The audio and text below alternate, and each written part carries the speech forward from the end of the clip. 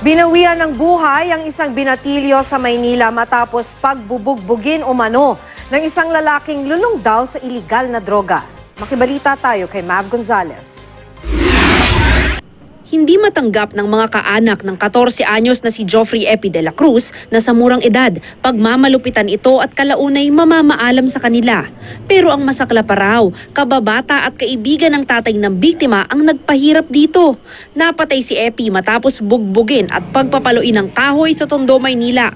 Nag-umpisa raw ang insidente sa away ng mga binatilyo sa Dagupan Extension noong January 21. Nakipagsuntukan daw si Epi na nakita pa sa CCTV ng barangay.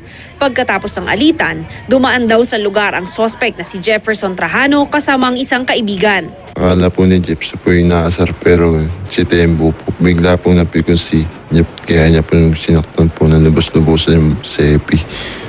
Tinadyakan niya po sa tigaliran at pinagsusuntok. Ayon sa mga saksi, nasa impluwensya raw ng droga ang suspect noon. Hindi naman agad nagsumbong sa magulang si Epi dahil sa takot hanggang sa lagnatin na ito at hindi na makalakad.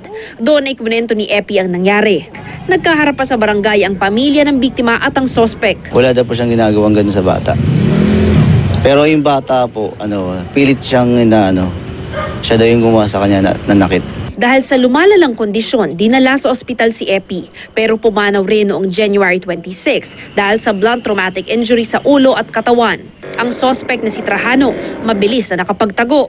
Humihingi ng hustisya ngayon ang pamilya ni Epi. Alis na walan daw po ng malay na apo ko.